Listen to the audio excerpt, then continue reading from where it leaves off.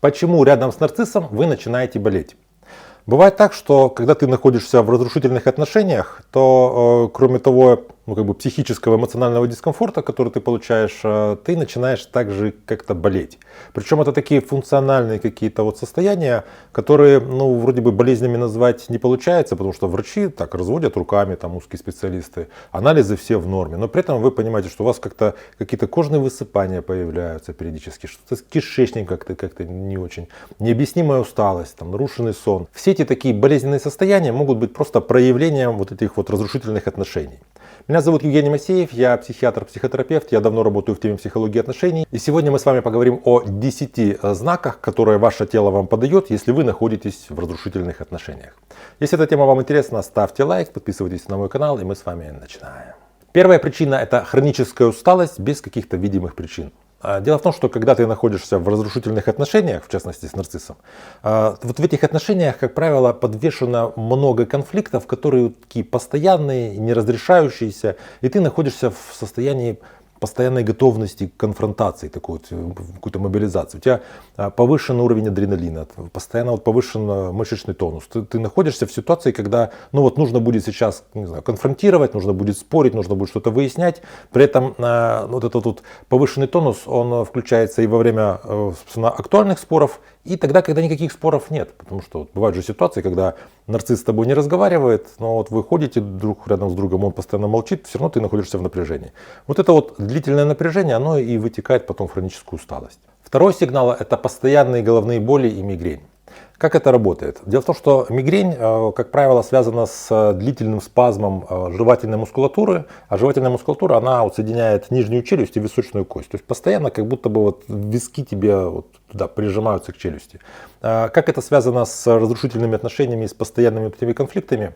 Дело в том, что агрессия у животных первично связана с актом кусания. И, соответственно, когда у нас в отношениях есть много невыраженной, непроговоренной агрессии, у нас при этом повышается вот тонус жевательной мускулатуры. То есть мы входим постоянно с таким напряжением в жевательных мышцах. Понятно, что это не всегда прям такой тризм, что ты рот не можешь раскрыть, но вот тонус там повышенный.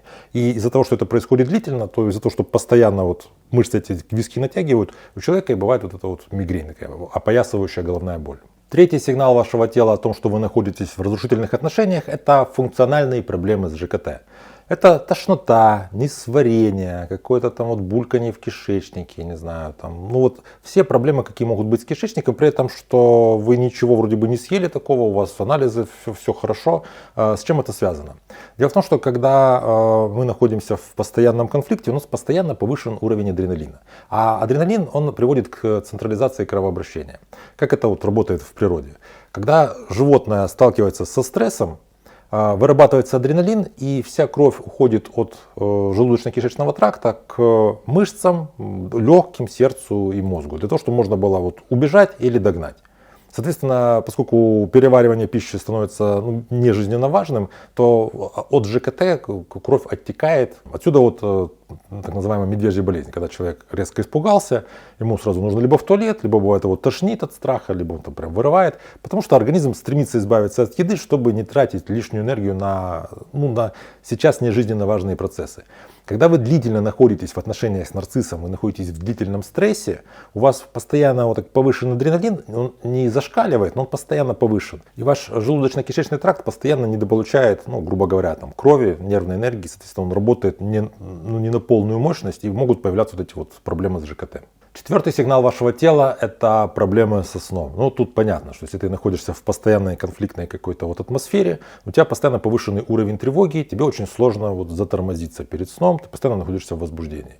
Кроме того, у нас у многих так рутина устроена, что с утра ты встаешь, занимаешься рабочими какими-то процессами, детьми, какой-то бытовой рутиной, а вечером, когда все сделал, как правило, люди начинают с партнером как-то соприкасаться, а если вы находитесь с каким-то абьюзивным человеком в отношениях, то естественно, что это общение, оно вас, мягко говоря, не успокаивает, оно вас скорее возбуждает. И вы перед сном, вместо того, чтобы как-то успокоиться и затормозиться, приходите в такое нервное возбуждение и, естественно, что не можете заснуть, потому что у вас повышенный уровень тревоги, у вас все клокочет, там адреналин какой-то не на ночном уровне, и вам очень сложно заснуть. Пятый сигнал вашего тела, который говорит о том, что вы находитесь в разрушительных отношениях, это мышечное напряжение и хронические боли.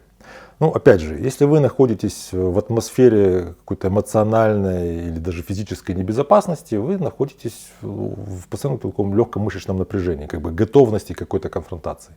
Это напряжение, оно потом переходит в мышечные зажимы собираются в мышечный корсет, и потом эти зажимы переходят в спазмы. То есть вы находитесь в постоянном таком хроническом напряжении. Даже если в ваших отношениях нет никакого физического насилия, все равно, когда человек кричит, повышает голос или вообще резко что-то внезапно говорит, что-то для тебя неприятное, вы можете так рефлекторно напрягаться, и потом это напряжение так вот остается, вы с этим уходите. И потом отсюда же произрастает первый пункт, помним, хроническая усталость, потому что ты постоянно находишься в мышечном напряжении, тратишь много энергии, у тебя уже мышечные боли появляются из-за того, что там где-то перенапряжено, и, соответственно, ты устаешь. Шестой сигнал вашего тела – это учащенное сердцебиение и такое телесное ощущение тревоги. Вот бывает, люди говорят, я нахожусь рядом со своим партнером и прям чувствую, что у меня начинает сердце колотиться.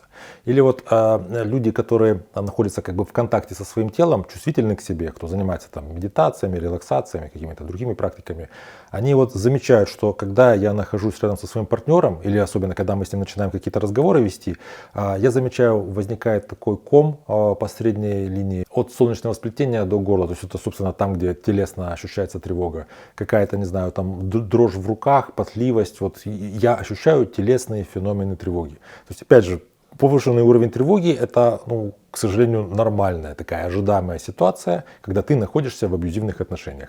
Ты находишься в тревоге, потому что тревога – это эмоция, которая говорит о приближении неясной угрозы.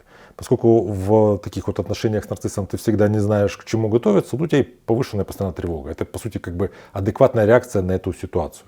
Седьмой сигнал вашего тела о том, что вы находитесь в разрушительных отношениях, это ослабление иммунитета и частые заболевания. Понятно, что когда ты находишься в постоянном стрессе, у тебя снижается неспецифический иммунитет, и ты становишься более подверженным к любым заболеваниям. То есть раньше вы никогда не болели осенью, а сейчас вот осень, и вы уже 2 раза простудились, перенесли простуду. Как так вот вроде, с чем это связано? Ничего вроде не поменялось, кроме того, что вы находитесь в разрушительных отношениях, вы находитесь в стрессе. Отдельно нужно сказать еще о том, что вот эти более частые заболевания, у них часто есть вторичная выгода, что пока жертва нарцисса болеет, то меньше конфронтации происходит, потому что человек занят своей болезнью. Не нужно принимать какие-то решения по поводу этих отношений. То есть иногда болезнь является как бы способом отключиться от этих отношений. Вот я помню ситуацию, когда женщина говорит, мы поссорились, а потом я куда-то пошла там на нервах, куда-то под дождем ходила и потом заболела. А позже думаю, конечно, о чем я вообще думала? Я бы и заболела, я вот вышла, неправильно оделась, неподходяще. Там был дождь, я намокла, понятно, что я заболела. О чем я вообще думала? В этой ситуации, возможно, включилось такое как бы аутоагрессивное поведение. Женщина неосознанно сама повела себя так, что это привело к заболеванию, а заболевание, оно на какое-то время как бы ее вытащило из этого конфликта. То есть бывает так, что люди сами себе вредят так вот неумышленно, только чтобы выйти из этого конфликта. 8-й сигнал вашего тела о том, что вы находитесь в разрушительных отношениях, это изменение аппетита. Аппетит может меняться, исходя из того, как конкретный человек реагирует на тревогу. Потому что у одних людей, когда повышенный уровень тревоги, они начинают есть, так сказать, заедать тревогу. А другие люди, когда повышенный уровень тревоги, им кусок в горло не лезет. Они не едят, начинают как бы терять вес. Также бывают ситуации, когда женщина неосознанно начинает больше есть для того, чтобы поправиться. Потому что в ее каких-то представлениях, если она поправится, она будет менее сексуально привлекательна. И таким образом она как будто бы вот так пассивно отталкивает от себя источник опасности. То есть ситуации, когда у женщины по каким-то причинам нет возможности прямо с нарциссом, так сказать, этот конфликт разрешить, как-то правильно организовать эти отношения, бывает вот такое вот поведение, по сути, тоже аутоагрессивное. То есть женщина начинает наедаться, потому что она надеется, что так вот нарцисс от нее отстанет. При этом совершенно не факт, что она становится менее сексуальной, когда она поправится. Это ее убеждение, она может еще больше привлекает его. И не факт, что даже если она станет, предположим, вообще сексуально непривлекательной, то нарцисс от нее отстанет, потому что, опять же, он рядом с ней не из-за ее сексуальности, а из-за ее нарциссического ресурса. Но из-за того, что вот эти все процессы неосознанные, плюс все-таки часто переедание оно позволяет временно загасить тревогу, вот включается такой механизм поведения. 9-й сигнал вашего тела о том, что вы находитесь в разрушительных отношениях, это кожные реакции. Это какие-то высыпания, обострение экземы, какие-то вот вроде как аллергии непонятные, которые непонятно как к чему. Дело в том, что кожа и нервная система закладываются в одном листке. Вот в эмбриогенезе это один листок, нейродерма. И вообще надо понимать, что кожа это самый большой орган чувств, это чувствительный анализатор, и вот все там, неврологи, психиатры и дерматологи знают, что кожные, нервные и психические расстройства, они, как правило, вот, друг на друга влияют. Поэтому, если вы живете в состоянии постоянного психического нервного стресса, то и кожа ваша находится в состоянии стресса. То есть на эти абьюзивные отношения ваша кожа реагирует так же, как она реагировала бы на постоянное какое-то обветривание, перемерзание или какие-то другие стрессовые факторы. 10-й сигнал вашего тела, который говорит о том, что вы находитесь в разрушительных отношениях, это такое вот эмоциональное онемение. Дело в том, что все эмоции, которые мы испытываем, имеют определенный телесный компонент. Например, вот я уже говорил о том, что тревога, как правило, ощущается как такой ком по средней линии от солнечного сплетения до горла. Влюбленность часто люди ощущают как бабочки в животе. Гнев это как такая красная пелена, вот как будто бы у тебя вот какой-то шум в ушах.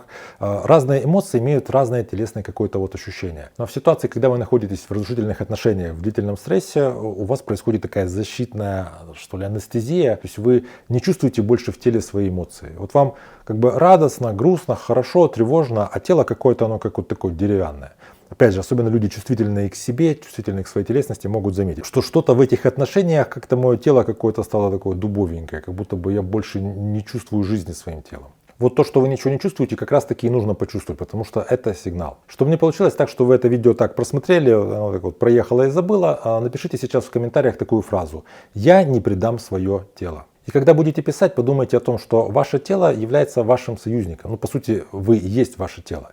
И когда вам сложно принять какое-то решение в отношениях, важно прислушаться к тому, какие сигналы подает ваше тело. И уж точно важно его не игнорировать, важно не предавать свое тело. Потому что часто люди говорят о том, что я нахожусь в отношениях, у меня вот все признаки, которые я назвал, есть в той или иной степени. Я все не знаю еще, что-то может что-то у нас получится, может быть как-то оно само там как-то наладится. Нет, само не наладится. Если вы понимаете, что уже тело вам говорит о том, что здесь ситуация какая-то стрессовая, с этим стрессом нужно разбираться. Если вам нужна помощь специалиста, можете записаться ко мне на консультацию. У меня под каждым видео есть ссылка для записи. Я работаю с людьми из разных стран, с разных континентов, со всех часовых поясов. Обращайтесь, будем разбираться с вашей ситуацией. И традиционно, конечно, в комментариях можете поделиться своим опытом, если вы находились в отношениях с нарциссом, как ваше тело реагировало, какие сигналы ваше тело вам подавало. Я вам буду очень благодарен за то, что вы поделитесь своим опытом. Если эта тема вам кажется важной, видео понравилось, ставьте лайк, подпишитесь на мой канал, чтобы не потерять меня. Берегите себя и своих близких, и до встречи в следующих выпусках.